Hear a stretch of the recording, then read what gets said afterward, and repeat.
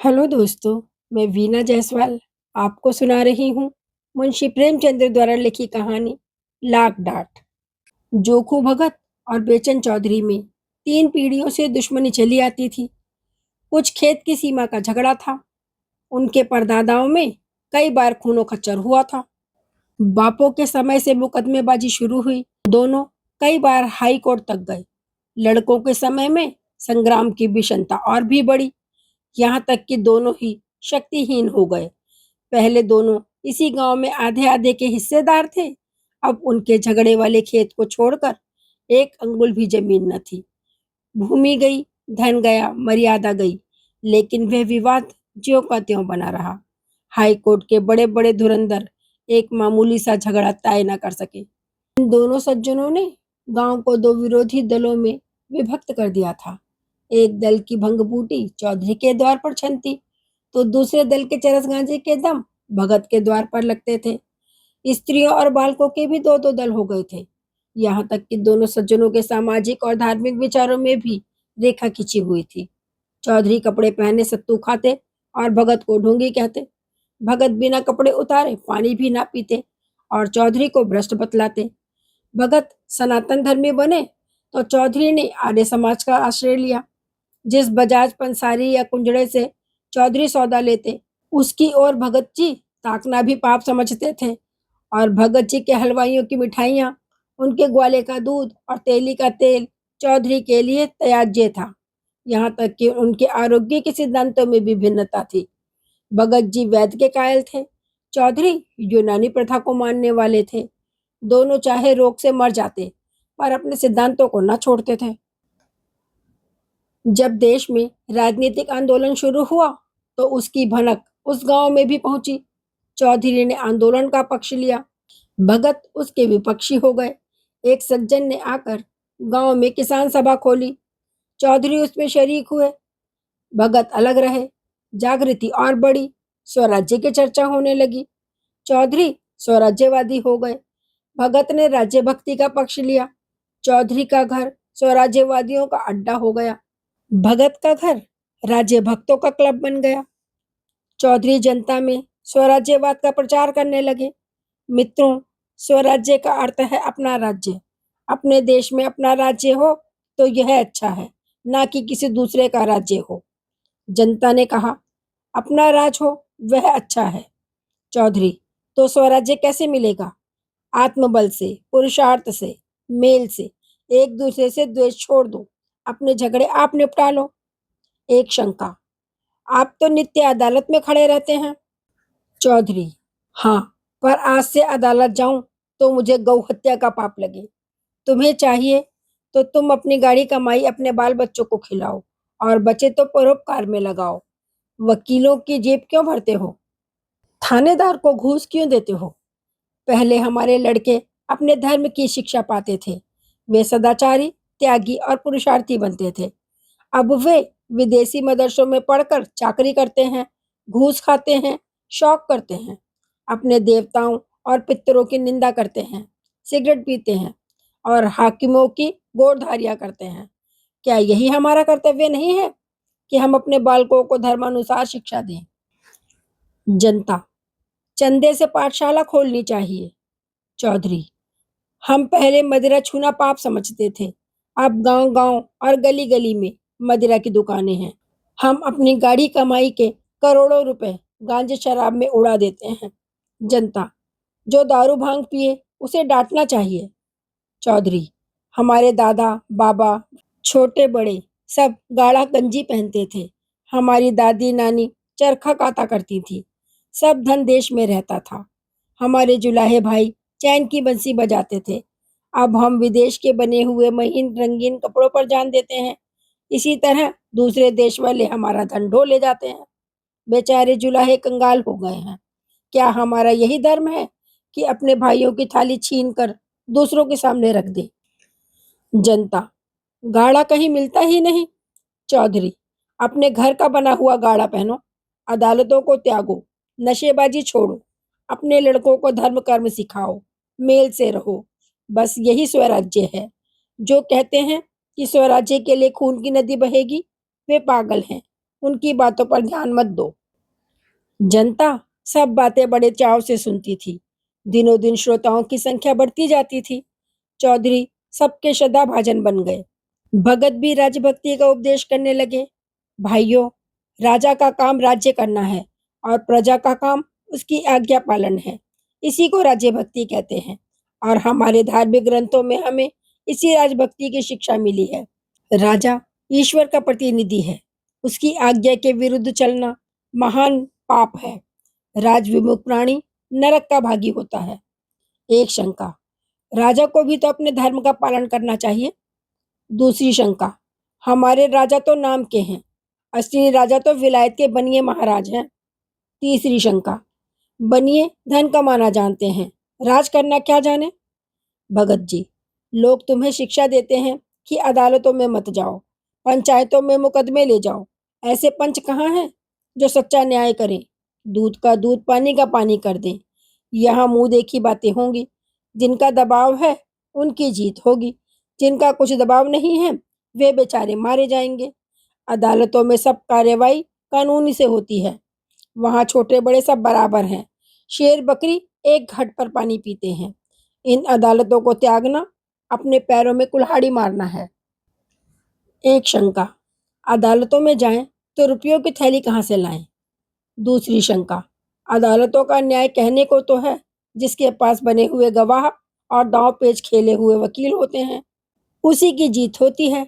सच्चे झूठे की परख कौन करता है। हाँ, हैरानी अलबत्ता होती है। भगत, कहा जाता है कि विदेशी चीजों का व्यवहार मत करो। यह गरीबों के साथ घोर अन्याय है।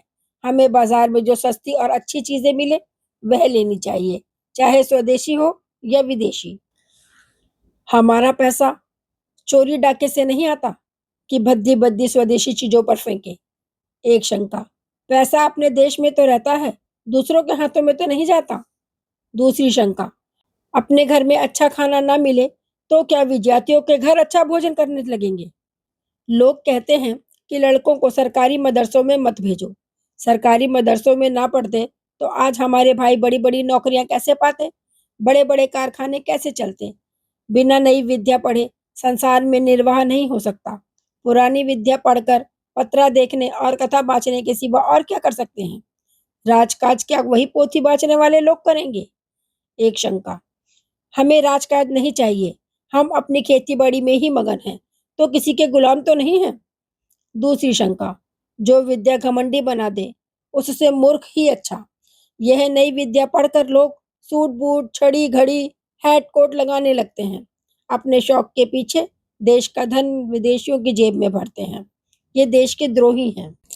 भगत, गांजा शराब की ओर आजकल लोगों की कड़ी निगाह है। नशा बुरी बात है, सब जानते हैं। सरकार को नशे की दुकानों से करोड़ों रुपए साल की आमदनी होती है। अगर दुकानों में ना जाने से लोगों की नशे की लत छूट जाए तो बड़ी अच्छी बात है, लेकिन लत तो लत कहीं छूटती है। यह दुकान पर ना जाए तो चोरी छुपे किसी न किसी की जगह दोगुने तिगने दाम देकर सजा काटने पर तैयार होकर अपनी लत पूरी करते हैं। ऐसा काम क्यों करो कि सरकार का नुकसान अलग हो और गरीब रैयत का नुकसान अलग हो। और फिर किसी किसी का नशा खाने से फायदा होता है। मैं ही एक दिन अफीम न खाऊं तो गांठों में दर्द होने लगे, दम उखड़ जाए और सर्दी पकड़ ले। एक आवाज, शराब पीने से बदन में फुर्ती आ जाती है। एक शंका, सरकार अधर्म से रुपया कमाती है, उसे यह उचित नहीं है। अधर्मी के राज्य में रहकर प्रजा का कल्याण कैसे हो सकता है। दूसरी शंका, पहले दारू पिलाकर पागल बना दिया, लत पड़ी तो पैसे की चोरी हुई। इतनी मजदूरी किसको मिलती है कि रोटी कपड़ा भी चले और दारू शराब भी उड़े। या तो बाल बच्चों को भूखा मारो या चोरी करो, जुआ खेलो और बेईमानी करो। शराब की दुकान क्या है, हमारी गुलामी का अड्डा ही तो है। चौधरी के उपदेश सुनने के लिए जनता टूटती थी। लोगों को खड़े होने की जगह न मिलती थी। दिनों दिन चौधरी का नाम बढ़ने लगा। उनके यहाँ पंचायत की राष्ट्र की उन्नति की चर्चा रहती। जनता को इन बातों में बड़ा आनंद और उत्साह होता। उनके राजनीतिक ज्ञान की वृद्धि होती। वे अपना गौरव और महत्व समझने लगे। उन्हें अपनी सत्ता का अनुभव होने लगा। निरंकुशता और अन्याय पर उनकी त्योरियां चढ़ने लगी। उन्हें स्वतंत्रता का स्वाद मिला। घर की रुई, घर का सूत, घर का कपड़ा, घर का भोजन, घर की अदालत। न पुलिस का भय, न अमलों की खुशामद। सुख और शांति से जीवन व्यतीत करने लगे। कितने ही लड़कों ने नशेबाजी छोड़ दी और सद्भाव की एक लहर से दौड़ने लगी। लेकिन भगत जी इतने भाग्यशाली ना थे। जनता को दिनों दिन उनके उपदेशों में अरुचि होती जा रही थी। यहाँ तक कि बहुधा उनके श्रोताओं में पटवारी, चौकीदार और इन्हीं कर्मचारियों के मेली मित्रों के अतिरिक्त और कोई ना होता था। कभी कभी बड़े हाकिम भी चले आते और भगत जी का बड़ा आदर सत्कार करते। जरा देर के लिए भगत जी के आंसू पूछ जाते, लेकिन क्षण भर का सम्मान आठों पहर के अपमान की बराबरी कैसे करता। जिधर जाते उधर ही उंगलियां उठने लगती। कोई कहता खुशामती टट्टू है, कोई कहता खुफिया पुलिस का भेदी है। भगत जी अपने प्रतिद्वंदी की बढ़ाई और अपनी लोक निंदा पर दांत पीस कर रह जाते। जीवन में यह पहला अवसर था कि उन्हें अपने शत्रु के सामने नीचा देखना पड़ा। चिरकाल से जिस कुल मर्यादा की रक्षा करते आए थे और जिस पर अपना सर्वस्व अर्पण कर चुके थे, वह धूल में मिल गई। यह दाह में चिंता उन्हें एक क्षण के लिए चैन न लेने देती थी। नित्य यही समस्या सामने रहती कि अपना खोया हुआ सम्मान कैसे पाऊं, अपने प्रतिपक्षी को कैसे पददलित करूं, उसका गरूर कैसे तोड़ूं। अंत में उन्होंने सिंह को उनकी माद में ही पछाड़ने का निश्चय किया। संध्या के समय था। चौधरी के द्वार पर बड़ी सभा में उपदेश हो रहे थे। आसपास के गांव के किसान भी आ गए थे। हजारों आदमियों की भीड़ लगी थी। चौधरी उन्हें स्वराज्य विषय उपदेश दे रहे थे। बारंबार भारत माता की जयकार की ध्वनि उठती थी। एक और स्त्रियों का जमाव था। चौधरी ने अपना उपदेश समाप्त किया और अपनी गद्दी पर बैठे। स्वयं सेवकों ने स्वराज्य फंड के लिए चंदा करना शुरू किया कि इतने में भगत जी ना जाने किधर से लपकते हुए आए और श्रोताओं के सामने खड़े होकर उच्च स्वर में बोले, भाइयों, मुझे यहाँ देखकर अचरज मत करो। मैं स्वराज्य का विरोधी नहीं हूँ। ऐसा पतित कौन होगा जो प्राणी स्वराज्य का निंदक हो, लेकिन इसके प्राप्त करने का ये उपाय नहीं है जो चौधरी ने बतलाया है और जिस पर तुम लोग लट्टू हो रहे हो। जब आपस में फूट और रार है तो पंचायतों से क्या होगा। जब विलासिता का भूत सर पर सवार है तो वह कैसे हटेगा। मदिरा की दुकानों का बहिष्कार कैसे होगा। सिगरेट, साबुन, मोजे, बनियान अद्धी तंजेब से कैसे पीछा छूटेगा। जब रौब और हुकूमत की लालसा बनी हुई है तो सरकारी मदरसे कैसे छोड़ोगे। विधर्मी शिक्षा की बेड़ी से कैसे मुक्त होगे। स्वराज्य लाने का केवल एक ही उपाय है और वह है आत्मसंयम। जी हाँ, यही महाऔषधि तुम्हारे समस्त रोगों को समूल नष्ट करेगी। आत्मा की दुर्बलता ही पराधीनता का मुख्य कारण है। आत्मा को बलवान बनाओ, इंद्रियों को साधो, मन को वश में करो। तभी तुम में भातृभाव पैदा होगा, तभी नशेबाजी का दमन होगा। आत्मबल के बिना स्वराज्य कभी उपलब्ध न होगा। स्वार्थ सब पापों का मूल है। यही तुम्हें अदालतों में ले जाता है। यही तुम्हें विधर्मी शिक्षा का दास बनाए हुए है। इस पिशाच को आत्मबल से मारो और तुम्हारी कामना पूरी हो जाएगी। सब जानते हैं मैं 50 साल से अफीम का सेवन करता हूँ, पर आज से अफीम को गौ का रक्त समझता हूँ। चौधरी से मेरी 3 पीढ़ियों से दुश्मनी चली आ रही है। आज से चौधरी मेरे भाई हैं। आज से मेरे घर के किसी प्राणी को घर के कते सूत के बने कपड़े के सिवाय कुछ और पहने देखो तो मुझे जो चाहो दंड दो। बस मुझे यही कहना है। परमात्मा हम सबकी इच्छा पूरी करें। यह कहकर भगत जी घर की ओर चले कि चौधरी दौड़कर उनके गले से लिपट गया। 3 पुश्तों की दुश्मनी एक ही क्षण में शांत हो गई। उस दिन से चौधरी और भगत साथ साथ स्वराज्य का उपदेश करने लगे।